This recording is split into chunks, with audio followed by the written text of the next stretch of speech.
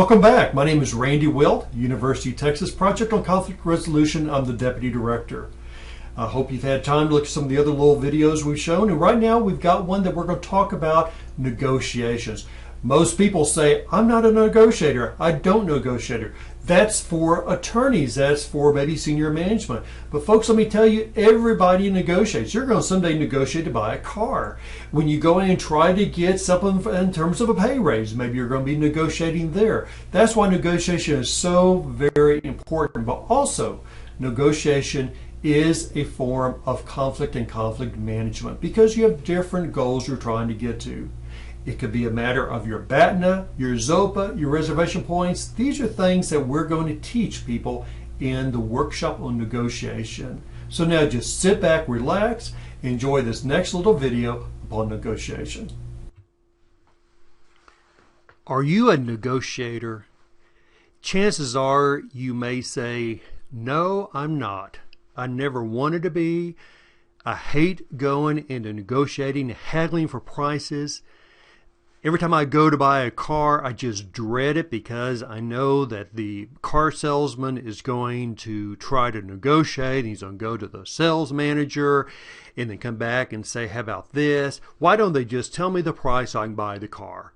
Well, you know, folks, the problem is that we encounter negotiation every day of our lives. We just don't always realize it, and we have to become good negotiators.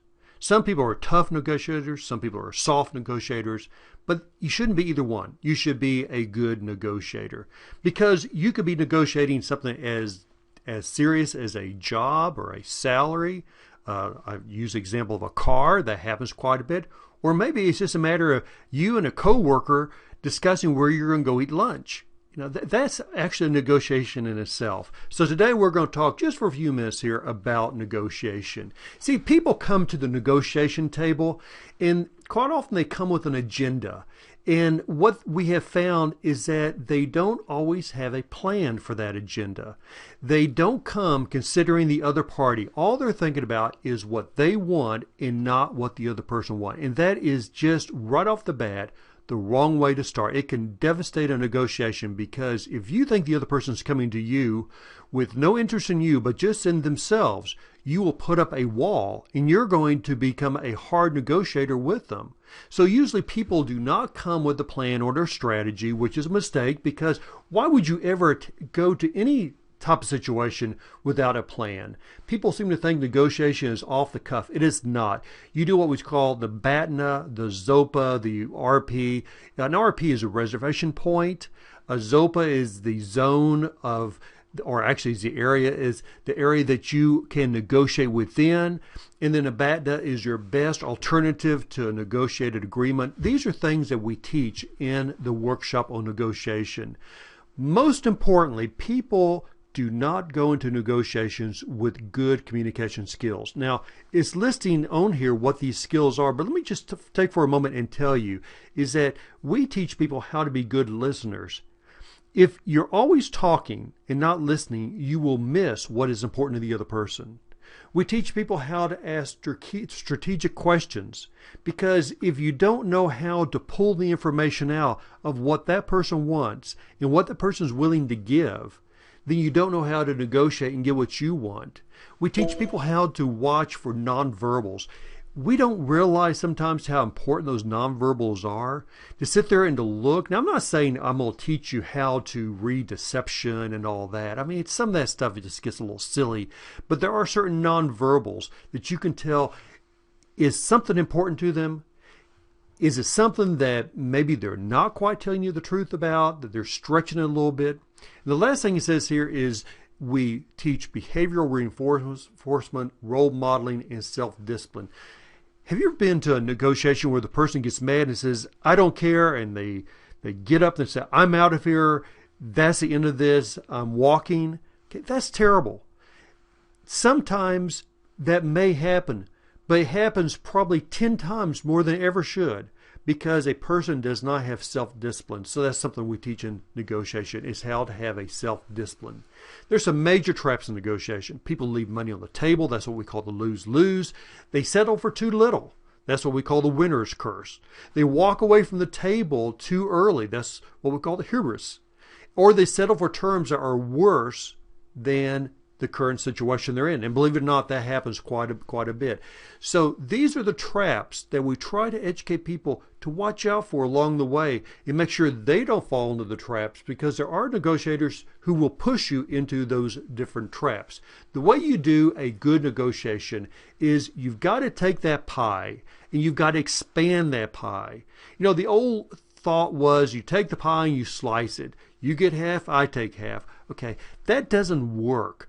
And the reason why I say it doesn't work is because you walk away thinking, did I get my share? Did I give up too much? I did not always get everything I wanted. The way you accomplish that is by expanding the pie. Make the pie bigger so everybody gets more than what they actually thought they were getting in the first place. And that's what we call value creating or claiming value. Now you do that through asking diagnostic questions about what's important. You reveal some information and you ask for some information.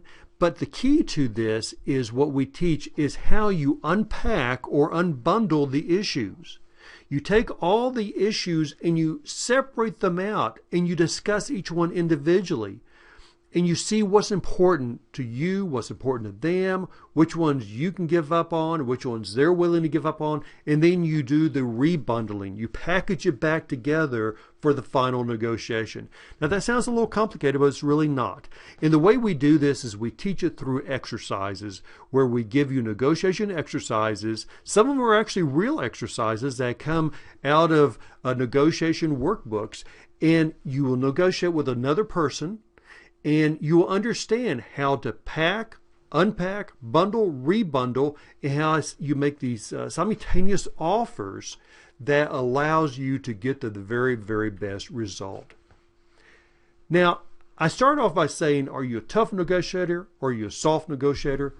This is something we have to break down on people, because people come to our workshop thinking they're a good negotiator because they set up the walls, no one takes advantage of them, they get what they want, and they almost become hostile with it.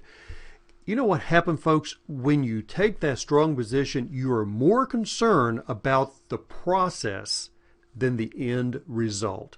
You're more concerned about making that appearance that you're tough and you don't make concessions, that you're going to intimidate, you may make threats. You're more concerned about making that appearance than to actually dig down and find out what's important to the other person and to work with them. Folks, I want to make one thing very clear. That is when you negotiate, chances are you will encounter that person again. You think about when the Secretary of State of the U.S. is negotiating with a foreign diplomat, chances are they're going to meet again. They're going to meet again maybe 6 months, a year later, or whatever. Think about if you're trying to buy a car and you go out and you're buying this Toyota and you buy it, and maybe 3 years from now, you're going to buy another car and you want another Toyota. You may see that same salesperson again. So the point here is tough negotiators find very quickly is that they're alienating the other person.